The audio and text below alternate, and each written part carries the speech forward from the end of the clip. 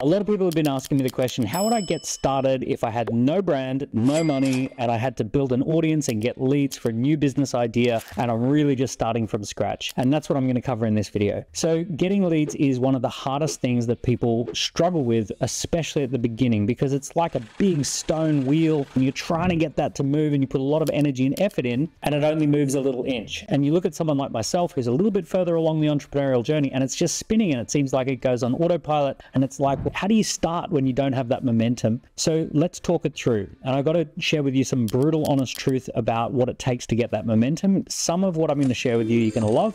Some of it you're not going to love so much because it's actually quite difficult. It's hard, but I'm going to give you the honest answers here. The first thing is, if you're starting from scratch, you've got to discount paid advertising and paid sponsorships.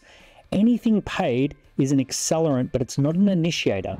So what do I mean by that? If you've already got a great value proposition, you know your audience, you know what they're comfortable spending, you've got a packaged offer, you've got a great pricing strategy, the way you communicate is super on point, then running ads to any of that is probably going to be a great thing. It's going to work. You're going to accelerate the success. If you are really refined with your messaging, you can get up on a stage or get on a podcast, you can drop some really high quality content and people are going to respond to that. So, paying for sponsorship or paying for ads is going to accelerate your success. But here's the thing, if you're slightly off point, if you're not clear about what it is that you do or the package or the pricing, then paying for something is going to accelerate your decline. You're actually going to learn in a very fast and expensive way that you're off point. It's a little bit like having an airplane where something's not quite right. There are a few rivets out of place, and if you speed that up and throw a lot of fuel in the tank, it's going to rip apart. That's a bad look. It's going to accelerate the damage to the plane. So we have to get refined without spending any money. And there's three things that we need to do. The thing number one is we have to have something called a call to action. We have to have a thing for people to do. It's kind of like if you wanted to get people to turn up to a party, you've got to set a date and you've got to have a place for them to RSVP, and you've got to tell them who's going to be at the party and what the party's all about, and is there a theme to the party. You've got to kind of like have something for people to engage with. So in business, we typically have things like a waiting list, a scorecard, an event people can attend. We might have a discussion group people can join. We might have a pre-registration of interest form that people can click on. So there's all of these things that show people exactly this is what we're doing and here's what I want you to do. I want you to click this button to register your interest.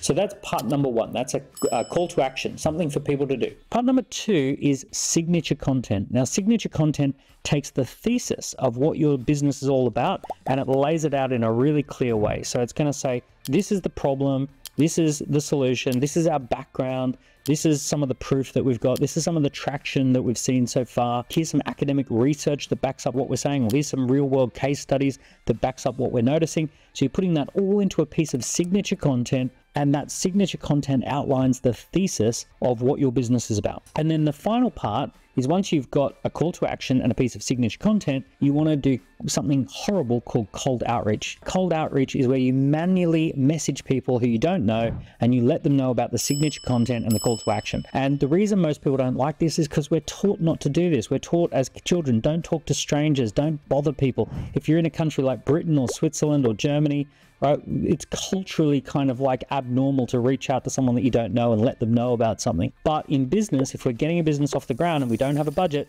we've got to do some of the things that take us out of our comfort zone, and this is one of them. This is called cold outreach. So let's talk about cold outreach into signature content into a call to action. So cold outreach. So you're going to send an email or a direct message, and it's going to be loosely targeted to people who fit within your audience. So it could be someone who follows a particular Instagram account. Maybe they use certain hashtags on their LinkedIn posts. Maybe they've got a certain job title. Maybe they've got a certain demographic about them. In some way, you do some loose targeting for the people you're going to reach out to. And you're going to send them a message on social media, or if you've got their email address, you might reach out and send them an email. And here's how you're going to do it. The opening of your message is going to talk about something you've done in your past that fits this description. You're going to tell them a story about, I did something special with a certain type of person and I got a remarkable result.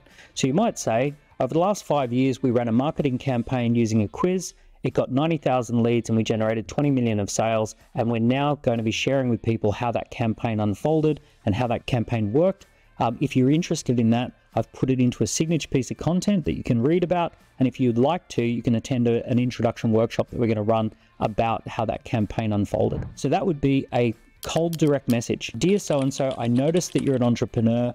We recently ran a campaign for entrepreneurs that worked really, really well. I wrote about it on my LinkedIn and I'm going to be running an introduction workshop. Something like that. So you're just letting people know there's nothing to buy. You don't have to spend any money, but there's a signature piece of content that you can look at and there's a call to action you can engage with if you're interested. So the cold message is not what you're doing in the future. The cold message is about what you did in the past. And if someone wants to know more about that, go to the signature piece of content, respond to the call to action that is available. That's the formula. So how many DMs are we going to send? We're probably going to send something like, hold up, drum roll, it's horrible, 3,000. You're going to have to send thousands of DMs. Even when I was launching Score App and I had a budget sitting in the wings, I had raised money, we had plenty of money we could throw at it, I had some money to throw at it, I've got 20 years experience running ads, I still wasn't going to run ads unless I'd proven that the messaging worked.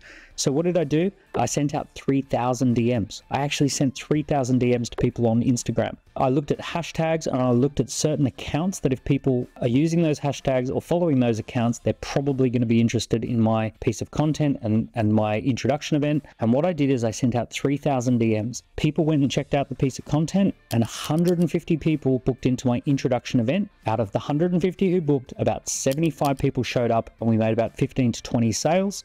And it worked out at about £15,000 worth of initial revenue.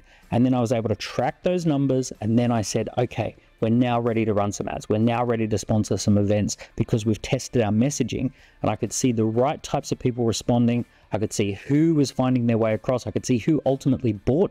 So out of the 3,000 people I messaged, I could figure out exactly who are the ones who are likely to buy. And that's the people that we went and then ran more ads to. So it was a really methodical process, 3,000 cold DMs into a signature piece of content, into a call to action. And that's how I got that business off the ground. Now, I've seen plenty of other businesses do this as well. It's a bit gritty, it's a bit messy, it's a bit roll up your sleeves and get your hands dirty, but it works. So if you're starting with no budget, or even if you are starting with a budget, but you're not quite sure if you should deploy that just yet, this is the strategy for getting the wheels in motion. I hope that helps. Here's a few questions that you're going to have. Can I outsource this? No, I don't want you to outsource this. Maybe you could outsource this. I don't want you to outsource this. There's something that happens when you do this tough work where suddenly it gets ingrained in you what messages are working, what are people responding to, who's buying. This is about getting up close and personal with your customers as much as you possibly can. Look, I know a billionaire who sold his company literally and became a billionaire, super, super successful entrepreneur. He's done it multiple times. And recently I watched him starting a new business. And what did he do? He did dozens and dozens of one-to-one sales meetings. He doesn't need to be doing one-to-one sales meetings, but he wanted to be up close and personal with the customers. He got himself out there, hands-on with customers, seeing how they work with those products. He worked with customers, putting marketing materials in front of them, seeing how they'd react to it. I watched him get super hands-on. Most people didn't realize they were having a one-to-one with a billionaire, but this guy, he knows what works and he knows that you get hands-on. So here's the thing, don't outsource this. This is an important part of the process. This is you learning about your marketplace in a very, very real way. I know it feels gritty. I know it feels tough. That's entrepreneurship. Get your hands dirty. Okay, if you found this video helpful, give me a like and a subscribe to tell the YouTube algorithm to share this with more entrepreneurs as well.